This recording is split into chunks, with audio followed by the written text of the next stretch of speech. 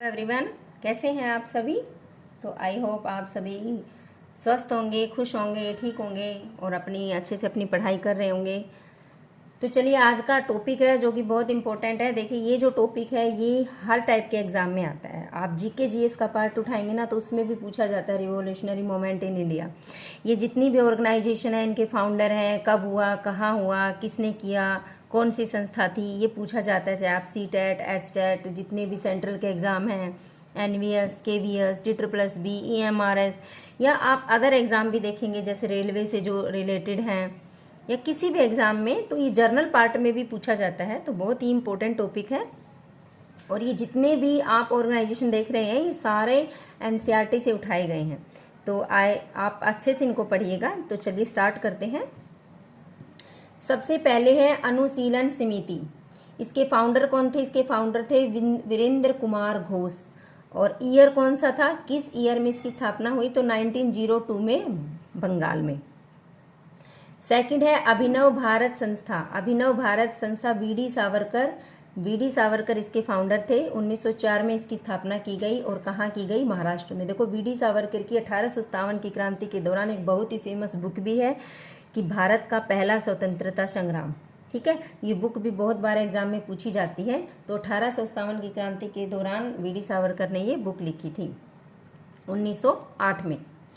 Third है Hindustan Republican association, Sachindranath Santhal. 1924 में इसकी स्थापना हुई और बंगाल में हुई। फोर्थ है India Republican army. India Republican army नाम से ही पता चल रहा है आर्मी। भारतीय रिपब्लिकन सेना ने इसकी स्थापना की 1927 में बंगाल में। देखो, बंगाल उस टाइम का ना बहुत रिच प्रांत था, जहां उड़ीसा, बिहार ये सब मिला ही हुआ था, बंगाल में ही आते थे सब। तो सबसे ज़्यादा ट्रेड भी अंग्रेजों ने उसी इलाके से किया है, बंगाल से ही सबसे ज़्यादा ट्रेड हुआ है उनका। फिफ्थ है हिंदुस्तान सोशलिस्ट रिपब्लिकन एसोसिएशन। देखो, बिल्कुल भी कंफ्यूज नहीं होना। जो थर्ड है हिंदुस्तान रिपब्लिकन एसोसिएशन और हिंदुस्तान सोशलिस्ट रिपब्लिकन एसोसिएशन, इसमें सोशलिस्ट है, उसमें सोशलिस्ट नहीं है। ठीक है, तो ये किसने, इसके फाउंडर कौन थे? तो चंद्रशेखर आजाद इसके फाउंडर थे। 1928 में इसकी स्थापना की गई। कहाँ की गई? दिल्ली में। अगला है इंडिया हाउस। इसके फाउंडर कौन थे? शिवाजी कृष्णा वर्मा। 1905 में इसकी स्थापना हुई इंग्लैंड में। नेक्स्ट है पेरिस इंडियन सोसाइटी, मैडम जी बीकाजी कामा। 1905 में इसकी स्थापना हुई और पेरिस में की गई। 8 है गदर पार्टी, बहुत इंपॉर्टेंट है। गदर पार्टी लाला हरदयाल इसके फाउंडर थे। 1913 में इसकी स्थापना हुई। और स्थापना कहाँ हुई? San Francisco. इसमें बच्चे कंफ्यूज हो जाते हैं, ये देखते हैं कि इंडिया से रिलेटेड है तो इसकी स्थापना भी इंडिया में हुई होगी, परंतु इसकी स्थापना सैन फ्रांसिस्को में हुई थी। 9th नंबर पे है आज़ाद हिंद फौज। इसकी स्थापना कैप्टन मोहन सिंह ने की थी। देखो, इसमें ना बहुत गलतियां होती हैं। आज़ाद हिंद फौज का नाम सुनते हैं ना, सुभाष चंद्र बोस जी पर टिक लगाते हैं, परंतु इसकी जो रियल जो फाउंडर थे ना वो कैप्टन मोहन सिंह थे। सुभाष चंद्र बोस ने इसको कंटिन्यू किया था, आगे इसको चलाया था, परंतु इसकी स्थापना किसने की थी? कैप्टन मोहन सिंह ने की थी। 1924 में की थी जापान में। मुस्लिम लीग, आगा खां इसके फाउंडर थे। 1906 में ढाका में इसकी स्थापना हुई। होम रूल लीग, बाल गंगाधर तिलक, एनी बेसेंट ने दोनों ने मिलकर की थी इसकी जो स्थापना है, बाल गंगाधर तिलक और एनी बेसेंट 1916 में। नेक्स्ट है स्वराज पार्टी, चितरंजन दास और मोतीलाल नेहरू।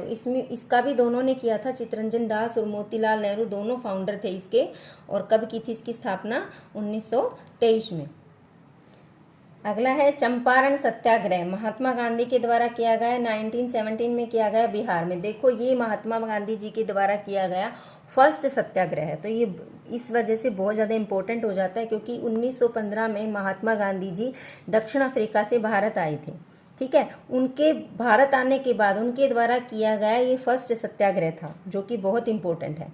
फिर है खेड़ा सत्याग्रह, महात्मा गांधी ने किया था 1918 में बिहार में। अहमदाबाद मील सत्याग्रह महात्मा गांधी के द्वारा ही किया गया था 1918 में गुजरात में।